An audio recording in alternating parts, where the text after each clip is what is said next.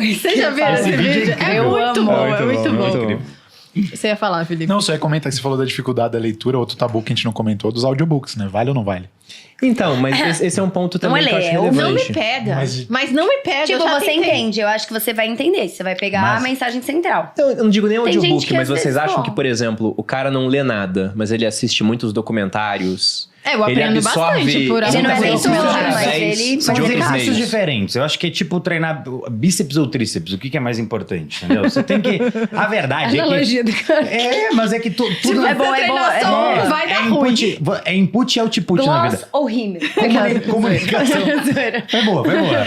Comunicação é uma das habilidades mais importantes que existem. Sim. Ponto. Escrita ou falada. Como é que você desenvolve comunicação?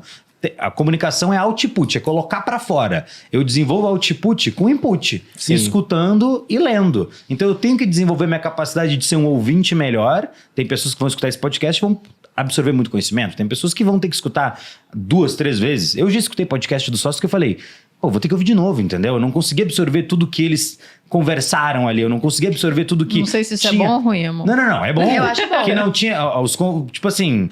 Os hosts e os convidados de alto nível, falando sobre um assunto que eu não tenho familiaridade. Então eu tenho que me desenvolver quanto ouvinte e tenho que me desenvolver também quanto um leitor. Mas ler um livro e ouvir o mesmo livro, não ao mesmo tempo... Mas não ao mesmo tempo, mas estar... sei lá, eu lembro que tinha uma época que eu estava muito técnico, mas lendo muito sobre vendas. Aí eu peguei, sei lá, o Spin Selling, um livrinho, a bibliazinha das vendas. E aí eu li o livro, só que enquanto eu tava lendo, eu baixei o audiolivro. E aí eu ia pra academia e tem um aplicativo da Amazon, chama Audible. Você paga lá mais um patrocínio pra nós, Amazon. Você paga um valor lá, você ganha um crédito por mês pra baixar um audiolivro. E aí eu tava lendo e de noite eu escutava o que eu li. Aí eu tava lendo e de noite eu escutava o que eu li quando eu ia treinar. Pô, o nível de absorção, assim, então quando eu quero imergir muito num conteúdo, sei lá, eu vou ter que... Sei lá, se eu fosse ensinar sobre um determinado livro, se eu fosse fazer uma discussão sobre um determinado livro, eu teria feito isso aqui pra Mas faz chegar muito preparado. sentido, porque aí são duas formas de você receber o mesmo conteúdo. Mas e uma não você substitui a leu outra, né? antes. Eu acho que ler antes faz diferença. Porque eu acho que quando você só ouve, tem muita coisa que passa. Eu acho que você não consegue... Pra mim, o audiobook não me pega. Eu não consigo ficar... focada. Daqui a pouco eu tô pensando na morte da bezerra. Como você já leu, você meio que prevê o que o cara vai dizer e você já tá ali naquele meio. Então, eu acho que faz sentido, principalmente se você quer, né, absorver duplamente muito aquele conteúdo. Mas não sei, vocês gostam de algo? Você gosta, Felipe? Eu descobri recentemente, redescobri, na verdade. Eu tô ouvindo um enquanto eu corro, que vou até deixar o nome aqui, que é muito bom. Chama O Início do Infinito. Narrado muito bem. Pra quem gosta de ciência, é fantástico. Renova o seu otimismo com a humanidade, assim. Mas eu acho que... Então é uma ficção.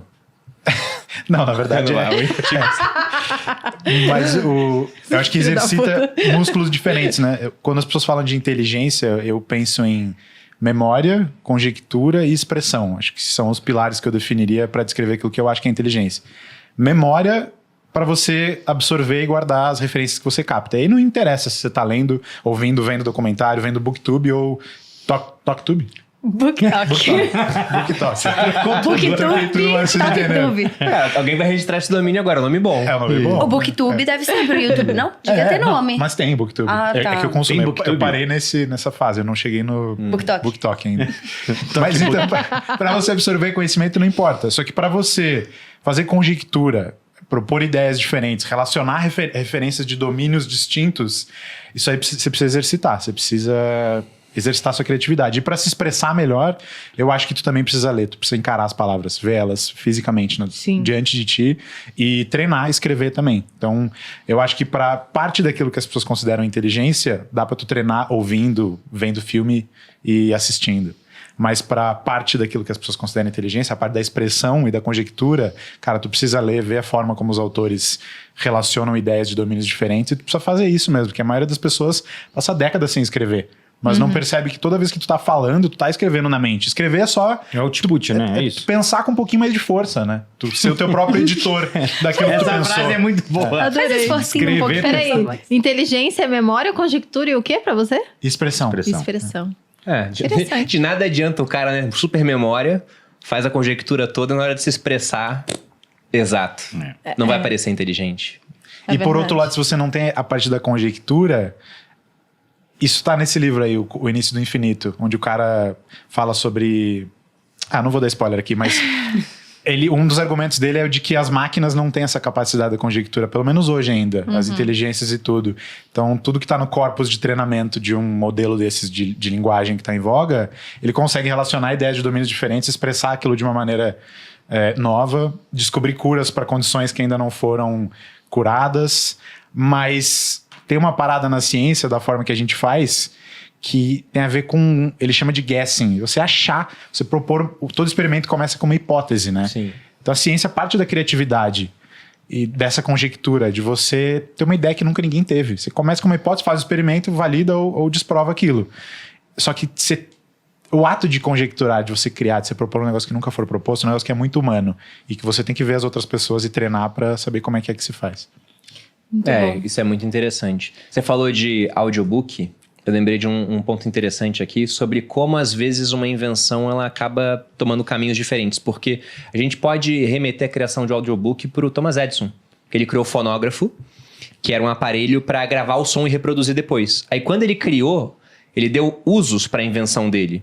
Um desses usos era, o pessoal vai ler um livro perto do fonógrafo e depois você pode reproduzir o livro para alguém que é cego, que não consegue ler. Só que ele não colocou de usos, por exemplo, a música. O pessoal gravar a música. E quando o pessoal começou a usar o fonógrafo para isso, ele falou que estavam corrompendo a invenção dele. Porque você não sabe o que vai acontecer. Quando vai pro mercado, uma pessoa vai ter uma ideia, vai conjecturar como é que se usa aquele aparelho para melhores fins, né? E hoje, basicamente, o principal uso acabou sendo a indústria da música.